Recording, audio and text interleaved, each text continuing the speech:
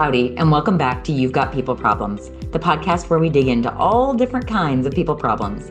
I'm your host, Mel Ortiz with Activate Human Capital Group. Today's episode features a candid, insightful conversation with Todd Bollenbach, a longtime friend, former client, and fellow EO member who built, sold, and exited his business, G&T Solutions.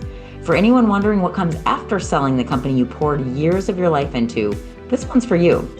In this episode, we talk about Todd's journey from consultant to co-founder of G&T Solutions, the realities and emotional complexity of selling a business, identity shifts and purpose after an exit, the challenges of working for someone else post-sale, and advice for preparing to sell and what comes next. This one's a fun one. Let's get to it. Howdy, and welcome to You've Got People Problems. I'm so excited to be here with a very long-term friend of mine, Todd Bollenbach. And the topic we have never covered is what comes after you sell your business. Todd was the founder of G&T Solutions, was a client of mine. We've been in EO together. And I wanted to pick your brain, Todd, today on what life after looks like. I know it's a continual evolution. I know it looks so different for so many people, but I kind of wanted to go down this path. So you game to jump in with me? I am. I'm excited to be here, Melissa. Let's do it. So tell me about your path before G&T, after. Give us a little bit of context about where you've been and any guesses on where you're headed. Yeah. So before G&T, I was um, doing consulting for a company out of the Bay Area, about 3 hours away from here, and commuting every day, going back and forth, young in your 20s, just sort of grind it through. And then one day, the owner of that company came to us and said, "We're not making any money. We're going to close." Like, okay. And I was mid 20s, and I had a friend who I worked with, and we just sort of looked at each other in the moment and looked back at Mike, the owner of the company, and said, "Do you mind if we do it?" And he's like, "Nope, not at all." He's like, "Go for it, give you all a blessing. You're going to need some equipment. Take the equipment that I have, pay me back when you can, and best of luck." Kind of, this is going to be a hard one, best of luck. So we started that in '04, and then just sort of organically started switching regions back to our home region in the Sacramento area. Um, Slowly adding and adapting some clients, becoming really good friends with different their competitors, but I call them rivals. We're rivals. We know we're doing the same thing, but it's not like it's life and death. And we're able to do a couple acquisitions over time, bought a couple companies, grew. My co-founder exited the business in 2015. I ran it solo for a couple of years. I had another friend who was in the same space who sold 5 years prior to private equity. The day after his non-compete, he came on board as a minority partner with us. And then it was nice to have another person to kind of lean on, to have some skin in the game. And we just ran and grew it. Sold the company in 2021. We're about 35 employees. We're the largest privately owned managed IT service provider in Northern California. And we've always been approached for acquisition. We never planned on selling. Our goal was to always keep our key management in place, allow them to run it, and then have it as a passive income business. This was in 2021, so we're coming up on 5 years. The multiples and offers were just wildly too good to be true, so we took them. It was successful. It was a great exit. We're able to get through the transition, which is a brutal process to sell your business. Exited that, and I was uniquely out day one. I didn't have to stay on. My business partner stayed on for a year, and that allowed them to acquire more companies, do a roll up, and then resell again, do another transaction. So it was fun. It was bumpy. It was super emotional, and it's like selling off a child. But at the end of the day, it was rewarded. Yeah. The process, a couple of times, my history is that my first business was a line of meat marinades for wild game. And I was pregnant with my second baby. And I looked at my husband one day. We were in a Cabela's demoing these marinades in Maine. And I looked at my husband. I'm like, pregnant with my first child. So sick. And we're like cooking chicken in this marinade. And I'm like nauseous. And I told Antonio, my husband, I'm like, I'm not doing this anymore. I don't really care if I kill this business or sell it, but I'm done. And his eyes got as big as plates. And he goes, okay. And he's running a managed service IT company he had started then. And he's like, okay, honey. Okay, that we weren't expecting that one. And it was like you get to this point sometimes that you're like, I need to sell this. I'm done with it. I'm not interested anymore. I don't think it's worth that much. And so I was able to sell it to a family friend, made enough to basically sell the inventory. Wasn't a great exit, but it was like, okay, I'm done. I never actually liked hunting or cooking, how I got involved in this business. Heaven help me. But I learned that I liked entrepreneurship. And so it's like there's so many different paths out. But like just the distraction of, okay, I'm in this mindset where I'm going to sell it. All this work still has to be happening, but it's a huge, just we were talking about this before we jumped on to record the podcast. The distraction's big. It's not something everybody tells you, like, act like the deal's not going to happen because a lot of them don't. It's a very small percentage of businesses that actually are able to sell. And we were fast. We had multiple offers, picked our suitor, and we went from LOI to close in 43 days. So it was running. Well, Like we were as fast as we could go. And during that time, they're asking you every kind of question that you don't want to get asked. And it feels very intrusive. And then you have to step back, be like, well, they're buying an asset. They need to vet it and verify. And like, so you try to put yourself in those shoes um, without, while the whole time, not letting any of your staff know, letting any of your clients know. There's probably six people that you've trusted, and two of them are your spouses. And so it's like, okay. And then lawyers and then a banker that helps you through the process. It's dragging and uh, incredibly burdensome. But at the end of the day, it's a victory, and so you have to look at it that way. Uh, and I was kind of similar, like is your meat marinade business. I wasn't super passionate about outsourced managed IT. It was something that I was good at, and I enjoyed the sales process, and I enjoyed helping others. But it's a daily brutal business that people just calling you with their problems. Nobody's like, this is great. Like I came in today and you solved all my problems. It's like, all right, you solved it. That's good. How do we do it faster next time? Like, well, how can you prevent this from having an issue in the future? And so it's just really, really taxing. And employees, I don't like calling employees there because we work together. Um, it's a burdensome process, and it's people with variety of emotions. And when we have 35 people, it's 35 different families. So it's hundreds of people that you're responsible for. And so it just gets taxing at times, but it's also highly, highly rewarding and pretty impactful. And to see post exit the impact that you can have on people, and that their bonuses and their opportunities for growth and their ability to go and do more. Because as a small business, at some point, we cap out at what they can do internally. It's like we only have so many levels of opportunity for you. At some point, there just isn't anymore, and it selling to a larger company like allows them to, if you want to move and relocate and do things like that. We're doing some of those things. The COVID boom helped our business quite a bit, which hurt like emotionally, like was frustrating at times. I'm watching other friends go through some struggles, and we're just growing like gangbusters. Um, but it allowed people to it allowed the mindset of like, okay, you can live in another state and still work for us, and that's just fine. And so, but the sales process of going through it, it's hard to explain to somebody else unless they've gone through it.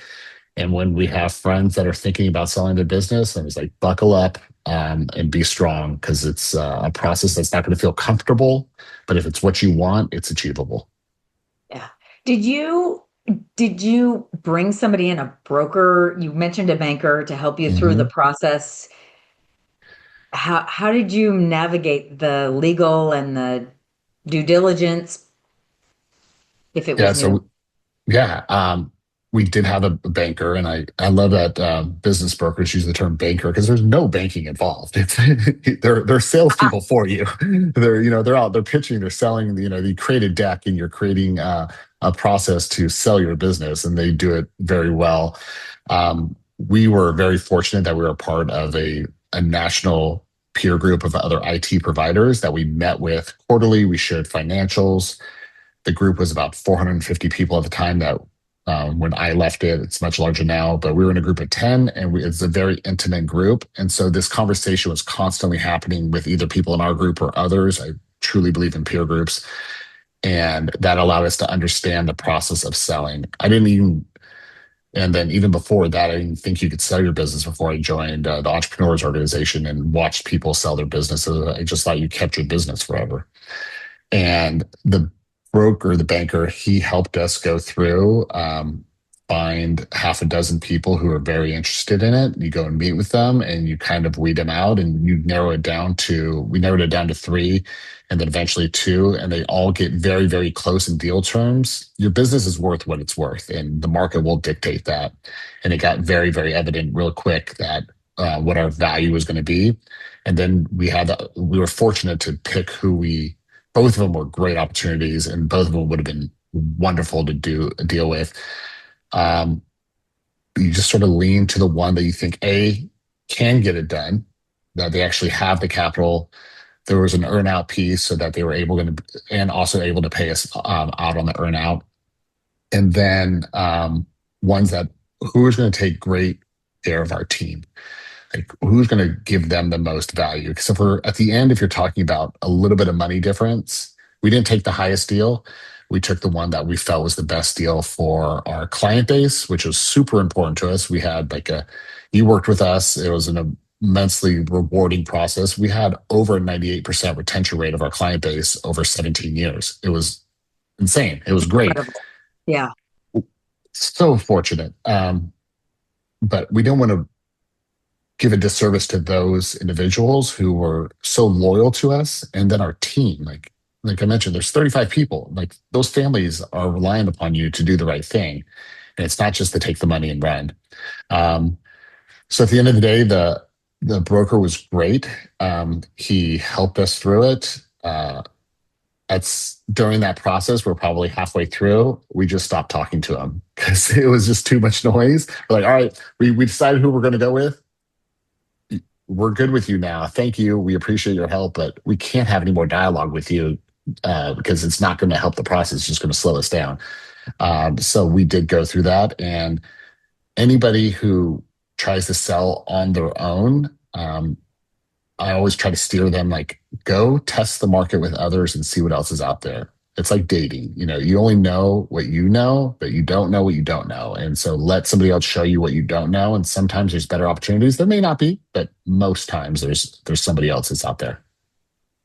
I'm really glad you went to the cultural piece because obviously that's so much of my world. Yeah. But also, I watched my husband went down a very similar path that you did in what year would it have been? 2014.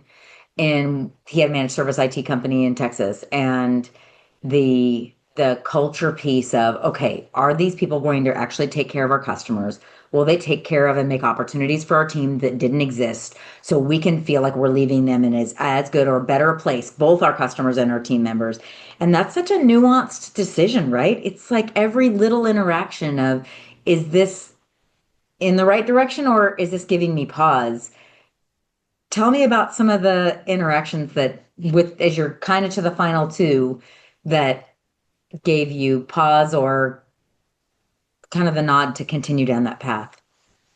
Yeah, both of them were out of state. So we're located in California. One of them was much more East Coast driven, and they're headquartered out of the East Coast. And who we eventually sold to was based out of Houston with their private equity backed out of Montreal.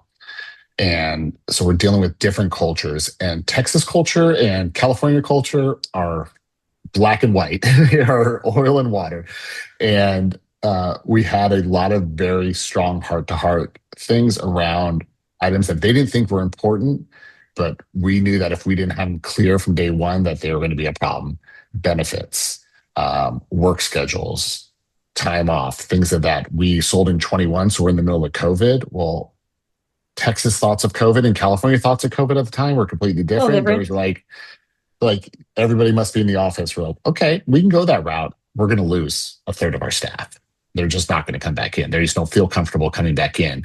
So that was a lot of fighting for, okay, we can get past that. Let's see what we can do with it. Others were around, these are amazing people. What are you going to do for them to keep them engaged and onboarded? So we negotiated a variety of employee incentives for retention.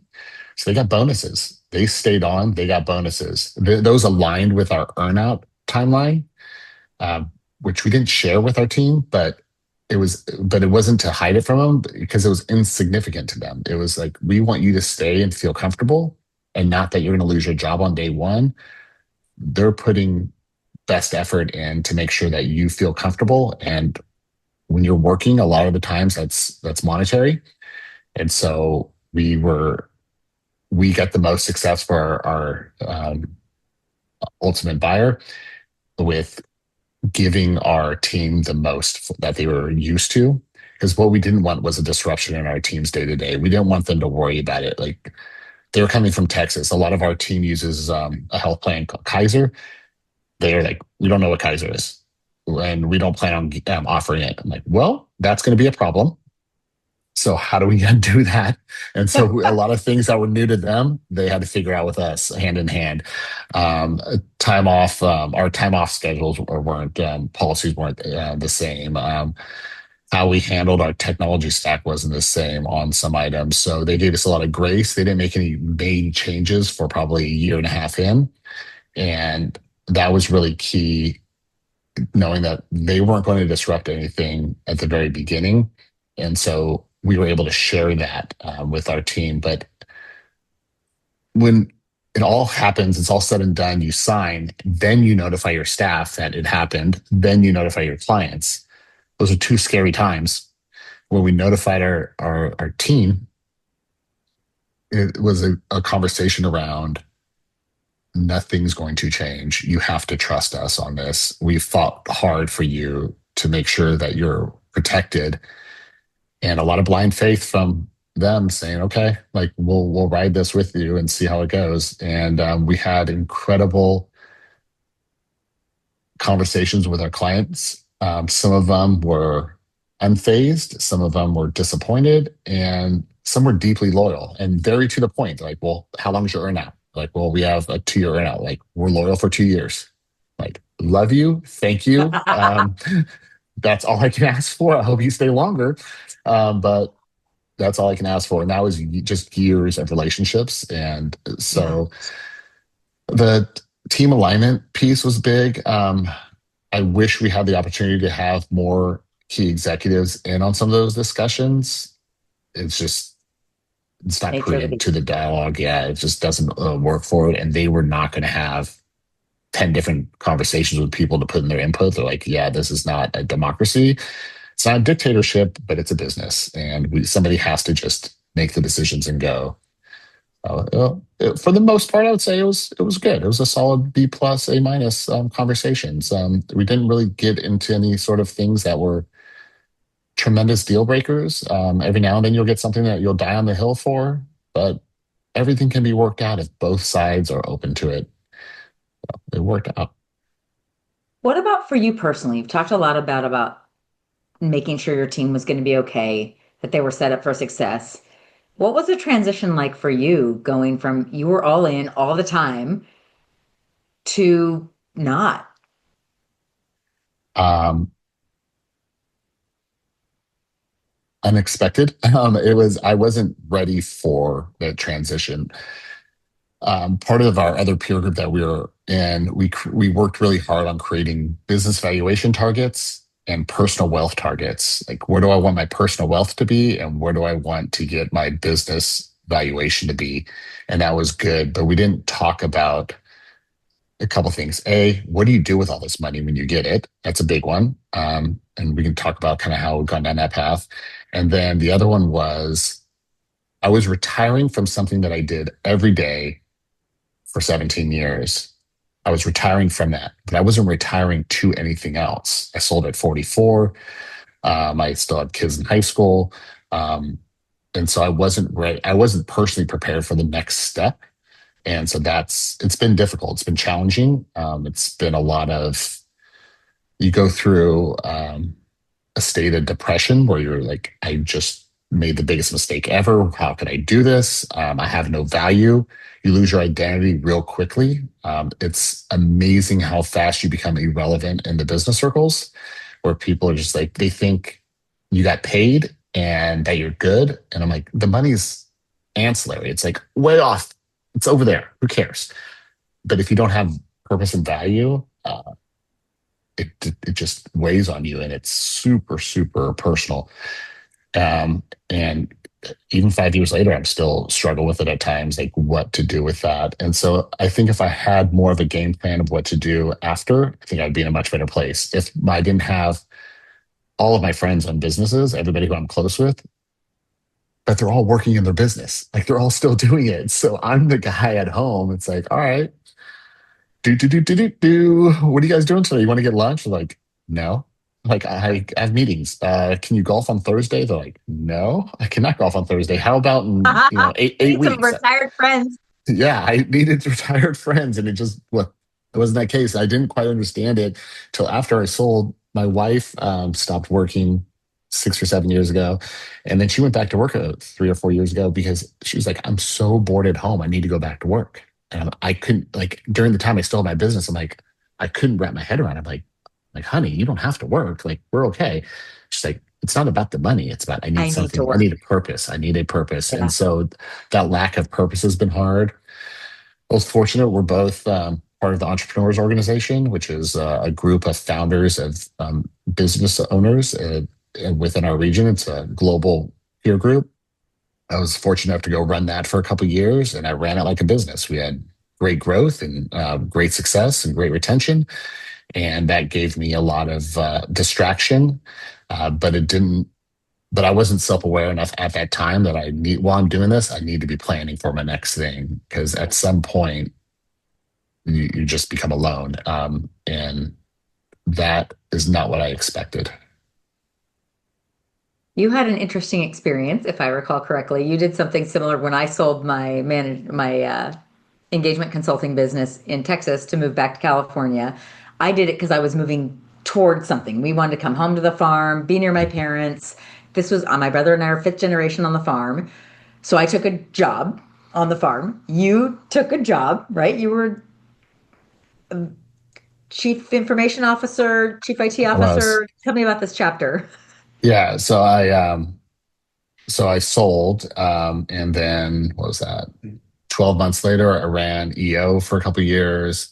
I had a friend come to me who manages a very, very large commercial solar business that's heavy in ag and industrial. And they're like, we need to roll out a complete IT security structure internally. Plus, we need a new service department for how we're going to manage all this. I'm like, well, service. That's all. I know that. Like, that's what I did. And I grew, and like that's my thing.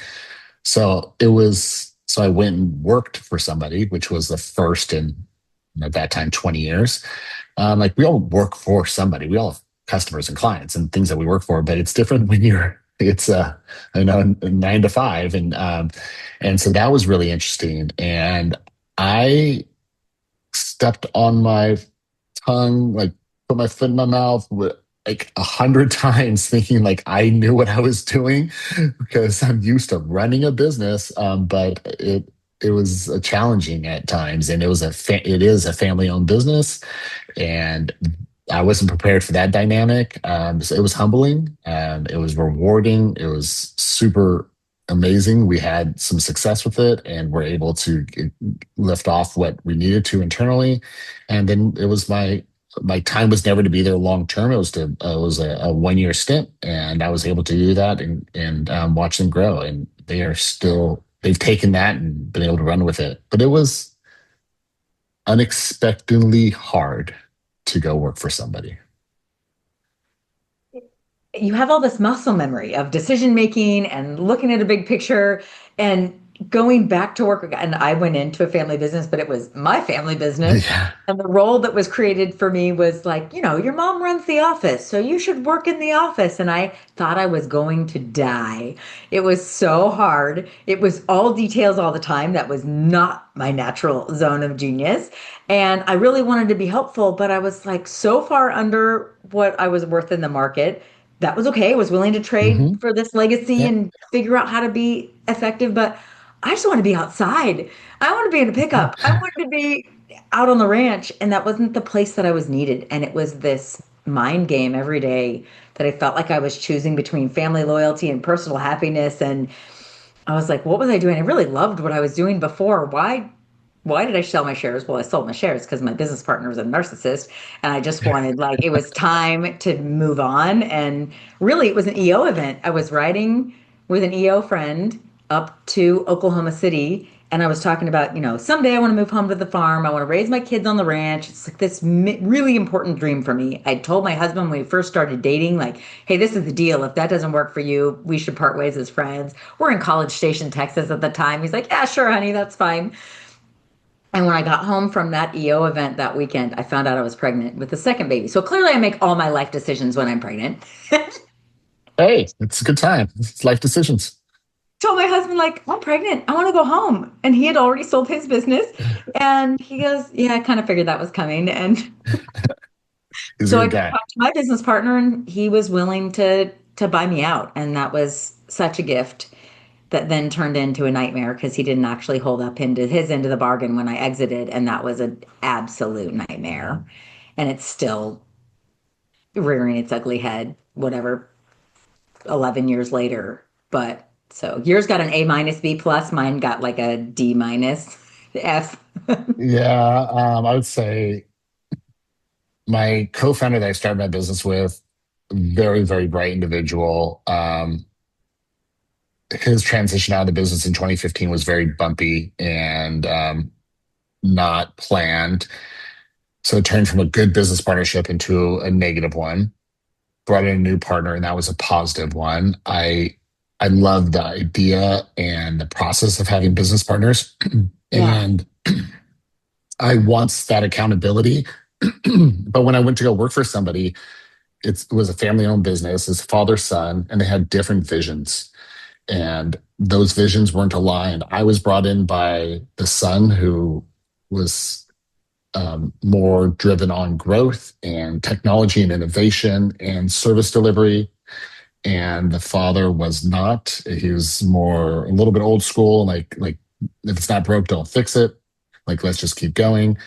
So watching that internal dynamic of that partnership, and I'm dropped right in the middle of it. I'm like, well, I'm like, hey, I don't want to be a part of a partnership that's bad, and I'm the other partner. I surely don't want to be a part of a partnership where I'm not even a partner, I'm an employee in it. And I watch it back and forth. And it made me reflect heavily on back when I had my original business partner and it was not going well, and watching all of our team members just pull their hair out in frustration. I'm like, oh, this is what they went through. So strong partnerships and having alignment and having a known goal between each other, you have to set that up and you have to constantly discuss that. We switched to a process in 2018 called EOS, the Entrepreneur's Operating System, that created tremendous alignment internally within our business structure. And if I had that in place earlier, I don't think my first partner would have left. I think that he would have been able to have a place within the company and a role that he felt strong at. But it's also, excuse me, it's also scary when the business starts outgrowing your skill set. And you may be the ownership group, but that doesn't mean you know what you're doing. And so I watched that within our business, and I watched that in the company I went and worked for. And I've worked with a variety of other small to mid-level businesses since then, and startups and early stage companies. And the ones that have that figured out seem to have the best success. The ones that sort of try to figure it out as they go, there's no alignment, and it's a lot of 2 steps forward, 6 steps back, because you're just not running in the same direction. God, we recorded a great podcast a couple months ago about what happens when the business outgrows the employee's skill set. Hmm. And the guest, Katie, described it like we put on a pair of jeans and the jeans are too tight. What do you do with the jeans? You don't wear them all day. You take them off, fold them, you put them back in the cupboard where they belong. But we can't do that with team members. We have this loyalty to them and we want to help them grow, but sometimes we're past their ceiling. Sometimes the business is past our ceiling, and it's a really difficult place to navigate. I think you're right. EOS is a huge part of helping identify and actually put those issues on the table in a way most businesses just don't know how to touch. And that's a big challenge. And I see the same thing certainly in our family business, but so many of the family businesses I work with, where one generation is like, you are an extension of my hands. I will decide, you will do. Hmm. And then the next generation comes up and they want this distributed leadership where they want shared responsibility. They want to divide and conquer. They want to grow. And it's a constant challenge of mindsets and expectations. And just navigating that alone is It, critical for the family. yeah, it's difficult because we're kind of digressing a little bit, but as the businesses grow, you people take roles because they need to get filled, not because they're the right person, right seat. And so going through a process where you sit together with your core team and you really scorecard everybody and you rate them, including yourself, and other people are rating you about your skill set. Some of it's humbling, some of it's eye-opening, but it's really, really impactful and rewarding to know that I don't have to do this. Just because I know how to do it doesn't mean I'm good at it. And let's get other people into it. And that process really helped take our business to a level that we never expected. Yeah. Uh, take me take me back and then take me forward. So looking back on growing the business, selling the business, is there any advice you would give yourself before the sale happened that would have benefited you, your customers, your team, or your present day Todd? Yeah. Preparing the business to sell is we took on probably of the last 4 to 5 years of our business. We always wanted the business in a sellable state. And that was that we want to run it in a very strong way that we want it to be sellable. And our thought process around that is because we wanted other people to come in and run it and us not to be a part of it. So we didn't want to, early on, you're running every expense you can through the business. You're doing a lot of excess owner compensation items. It's a little bit of a piggy bank at times for you. Uh, but we realize that's unsustainable. And if we want to have a strong business that runs independently of us, we need to run it like we're going to sell it. So that was a really good place for us to kind of get our mindset around. When we sold, me not being knowing what was next was a big one. I never really thought of that. I never really thought what I would do with the dollars when they came in. So it's been 5 years and I'm still deploying capital from that, trying to get it to where it could go. Because the money messes with you a bit. You worry about running out of money. You don't want to lose it. I never worried about money when I ran a business personally. I mean, you worry about it internally in the business, but I never worried about it personally because we always made money. And so I'm like, all right, cash flow is coming and everything's great. But once that's turned off, you're like, oh, what happens if I lose this? Am I hireable? Can I get another job?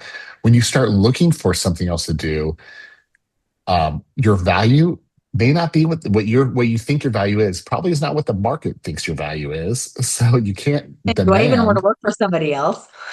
Yeah, do I want to work for them? I can't get the dollars that I want to work for because my ego is bigger than I probably am valued because I was a gorilla in my one world. So I wasn't prepared for that. We sold, we didn't tell our kids for 2 years that we sold. Everybody was still working from home. I would still go to meetings. I would still be a part of it. So they didn't know because we Okay, didn't see, want I them, didn't know that. we didn't want them to think like, oh, mom and dad got, like they're retired. So that means that I can take it off and call it easy and like everything's good. I'm like, no, nothing changes. We're not moving. Like nothing's happening. Um, so I wasn't prepared for that. And I wasn't prepared for the non-maliciously, but the lack of engagement back in the business community that I lost. Because you go from being out and in circles and at meetings and at functions and at charity events, and you're well known to people just sort of look at you like, oh, you're good, you sold. So like I don't even want to bring opportunities to you. So then you got to go unwind and be like, no, no, no, no, no. Bring me out. If you think like I would be good at something, like Yeah. let's talk about it. I still want to have those conversations because they're like, oh, I didn't think you'd even be interested in this because you sold. And I thought you were, retired forever. I'm like, I don't know, maybe. So I wasn't quite ready for those aspects. And me being out of the business day one, was tough because I'm still getting updates from my business partner, like, all right, how are we doing? What's going on? Our how our business structured was we had 93% of the money was up front and we only had 7% in earn out. So like, all right, if we don't hit it, it's fine, but I definitely want to hit that. So it was enough to kind of keep me engaged, but not enough to really keep me engaged. And so I would say if I planned for that future a bit more, then I think that it would have been a little bit of an easier transition. But the growth and the learning process during it, it's priceless. You can't go do that like and understand that again, selling your first business and what it does to you, and trying to figure out how to fill your time. Like you do that once. If you are lucky enough to build a business and sell it again, or keep it going, maybe you don't sell, keep it going. You don't make that same mistake twice, hopefully, and so you're more prepared for it. Okay, so future Todd, what's Yeah. what's on your mind? What avenues are you exploring? I know this isn't a done deal and there's no like pretty package with a bow on it. Where are you casting your rod, maybe? Yeah, I great question. Still to kind of to be determined on a lot of it. I went from running a service business and we supported now 6,000 people on a daily basis, and it was always very driven about how can we do the best high touch service to our client base. I don't think I want that again. I like the idea of selling something, a product of some sort, a software of some sort, something that we build and put out to market. Uh, I've been fortunate enough to work with a few businesses that are in that kind of space and seeing how they've done it. Um, a couple irons in the fire, but nothing that's really, like shining bright. If anybody, has something, reach out to me on LinkedIn. I'd love to talk to them and have a conversation around it. I really want to work with another partner who wants to grow something together. And that's not so reliant upon a fast growth business pace. I feel like everybody thinks that they have to take their business from 0 to 10 to 40 to $100 million, and then that's their area. Running a small business that's in the sub $10 million space is really exciting to me. What that's going to be in, I don't know, but I'll do it. I'll do something. Otherwise, I will need to find a new hobby, something something that Really takes on a lot of demanding time. hobby. Yeah, because you can only travel so much. We travel, my wife and I travel quite a bit, and you start running out of places that you want to go to. And it's like it's something to look forward to, right? And if it's just like, oh yeah, this is the next trip and the next trip, it's Yeah, yeah, yeah. Travel used to be something like, oh, okay, all right, 6 weeks out, we're going on this trip, blah blah blah. Okay, blah, and now it's like next week I'm going to El Salvador. I'm like, all right, going to El Salvador next week, and not to like ho hum about it, but it's another trip. It's on the heels of another trip and a trip before that. So, uh, and it's really important that my kids know that you don't stop. Like you have to keep growing and you have to keep doing something. If that is for money or not for money, as long as you're active and doing something, that they need to see that you got to keep going through it. It's not, you don't just stop one day. So one of our core values at Activate is we hate waste. I hate wasted time, money, energy, talent, hate waste. And to me, that's a waste conversation, right? Like you are an absolutely delightful human. You have a great network of people who you've invested in and they've invested in you. And really the question is, what's next? Where do I deploy that effort, that talent to do the most good for your own family, for a team, for a set of clients that could really benefit. So I'm cheering you on. I'm excited to see what that'll look like. And Thank you. thank you for spending time with us. I hope you'll join us for another episode of You Got People Problems, because I think you've got some interesting experiences ahead and behind you. I appreciate it. Thank you, Melissa. This has been a ton of fun. You bet. If people want to reach out to you, how would you like them to reach out? Best way is on LinkedIn. It's Todd Bollenbach. It's a really unique name. You'll find me, and I'm open. So just shoot me a message, and I'd love to have a chat. All right. Talk to you soon. Thank you. Bye. Bye. Well, that's a wrap on this episode of You've Got People Problems. If you got something out of the conversation, make sure to subscribe, leave us a review, and share it with the other leaders in your network, because let's face it, we all have people problems. You can watch full episodes on YouTube or listen on your favorite podcast app. But either way, thanks for listening, and we'll see you next time.